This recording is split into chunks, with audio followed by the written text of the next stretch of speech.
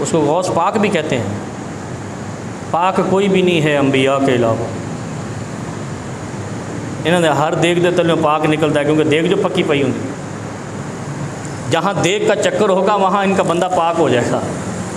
شیخ عبد القادر جیلانی کو پاک کہنا شرک اکبر ہے.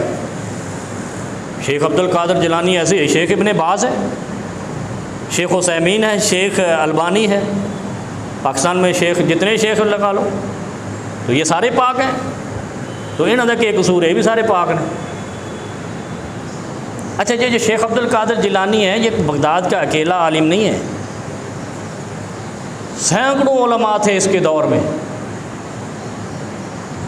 اور انہی کی حرکتوں کی وجہ سے پھر تاتاریوں نے اور چنگیزیوں نے، ہلاکو خان نے ان کو تہ تیک کر دیا تھا. یہ اسلام کے فائدے میں لوگ تھے ہی نہیں. عراق والے فتنے تھے، شر پسند تھے. گلاں سیدھیاں کرتا ہوں، رولا نہ پہ جلے. عراق سے جب پیغمبر کائنات کہے کہ مجھے ٹھنڈی ہوائیں نہیں آ رہی، تو عراق کے بنے ہوئے فرقے کیسے ٹھنڈے اسلام کو ٹھنڈک پہنچائیں گے؟ کوئی بھی فرقہ جو سرزمین عراق سے بنا ہے اس نے شیطان کو آبیاری کی ہے، شیطان کی پیاس بجھائی ہے اور امت مسلمہ کو پیاسا مار دیا. امت مصطفیٰ پر ایسا ظلم و جبر کا پہاڑ. یہ ظلم و جبر یہ نہیں کہ ہمیں کوئی قتل و غارت کرے، اگر کوئی کافر کرے گا تو ہم جنتی. سوال یہ ہے کہ ظلم و جبر یہ ہے کہ ہم سے وہ حقیقت دین مصطفیٰ چھین لی. عراق کے فتنوں نے. دنیا میں اسلام کے خلاف کوئی ایسا خطہ نہیں ہے جہاں اتنے گروہ بنے ہوں اور فرقے اور فتنے بنے ہوں جتنا یہ عراق کا فتنہ ہے. انڈے کو توڑنے پہ لڑنے والی قوم کو ہم نے غوث پاک بنا رکھا ہے، امام اعظم بنا رکھا ہے. یہی جھگڑا تھا نا. یہ چھری کیسے پکڑنی ہے، انڈا کیسے توڑنا ہے، کوا حلال ہے یا حرام ہے، یہی جھگڑے تھے عراق میں. تو انہوں نے پھر آ کر کہا تھا تمہارا علاج ہم کرتے ہیں. تاتاریوں نے تو ٹھیک علاج کیا تھا. ہم کہتے ہیں بڑی بڑی لائبریریاں درائے دجلہ اور فرات میں بہا دی. میں نے کہا جو بچی ہیں وہ بھی فتنہ بن گئی ہے، کیونکہ علم تو مدینے میں تھا. غلط کہہ رہا ہوں؟ علم تو مکہ سے آیا تھا اور وہاں محفوظ ہے آج بھی. سمجھ آ رہی ہے بات کی؟ کسی کو سمجھ نہ آئے تو یہ آدھے گھنٹے کا جمعہ ہے، اٹھ کے کہہ دینا مولوی صاحب عراق دے پیچھے کیوں پہ گئے جی. علم مدینے سے آیا، مدینے میں نازل ہوا. اور کیسے نازل ہوا؟ جبرائیل امین بڑے پیار اور محبت سے سنبھال کے مصطفیٰ پر لاتے رہے. مسجد نبوی میں اترا، بدر میں اترا، خندق میں اترا، تبوک میں اترا، احد میں اترا. عراق اور بغداد میں کہاں سے اترا؟ جس کو بھی علم اصل لینا ہے، علم نبوت لینا ہے، جب تک وہ مدینے سے رجوع نہیں کرے گا وہ فتنے کا شکار رہے گا. کیونکہ اصل وہ ہے. جب تک کسی کو جنت چاہیے وہ جب تک اپنے باپ اور ماں کی اتباع نہیں کرے گا، فرما برداری نہیں کرے گا، جنت نہیں جائے گا. پڑھ لے نمازیں جنہیں مرضی پڑھنی ہے، نمازیں بعد میں ہے، ماں باپ کی فرما برداری پہلے ہے.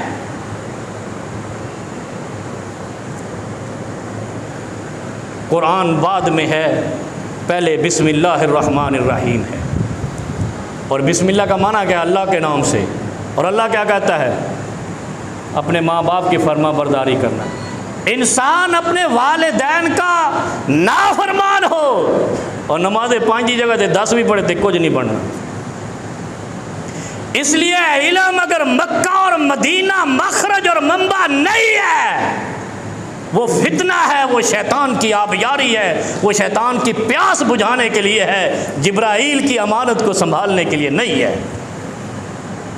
اور یہ درہ امتیاز صرف کائنات کے اندر ہر دانشور کہتا ہے، ہر انٹلیکچوئل کہتا ہے، ہر ڈاکٹر کہتا ہے، ہر انجینئر کہتا کہتا ہے، ہر اسکالر کہتا ہے کہ یہ ترہ امتیاز صرف اہل حدیث کو حاصل ہے کہ وہ اپنے مدینے والے تاجدار کے علاوہ کسی کو احترام اس سے بڑھ کر دیتے ہی نہیں ہیں۔ نہیں سمجھے؟ یہ فخریہ بھی ہے اور رشکیہ بھی ہے۔ ہمیں فخر ہے اس چیز پہ اہل حدیث کو کہ ہم مدینے سے باہر جانا، کسی اور سے اس طرز پر علم لینا کہ یہ کوئی غوث ہے، یہ کوئی امام اعظم ہے، حرام سمجھتے ہیں۔ ہمارے لیے مصطفیٰ امام ہے اور اللہ غوث ہے۔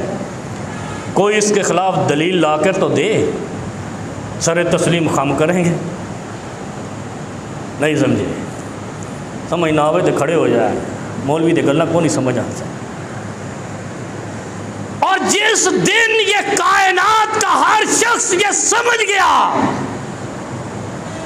کہ بس انف از انف، مصطفیٰ ہی اول ہے، مصطفیٰ ہی آخر ہے، دین لانے والا بھی وہی ہے اور اسی دین پہ نجات ہے، کائنات کے رب کی قسم ہے کوئی شخص جہنم میں نہیں جائے گا، جہنم بھری ان سے جائے گی جو مصطفیٰ کے علاوہ امام اعظم بنا بیٹھیں گے اور علم ڈھونڈیں گے کہیں اور سے۔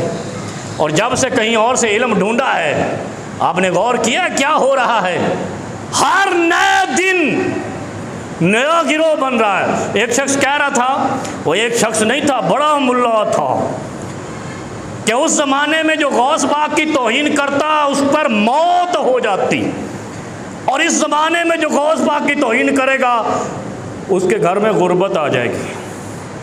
یہ مقام جو شیخ عبد القادر جیلانی کو دیتا ہے، یہ تو یہودی بھی نہیں دیتے اپنے کسی راہب کو، کسی مفکر کو، کسی دانشور کو، کسی امام کو، کسی پیشوا کو، پھر مسلمان ہیں۔ پھر میں آج کو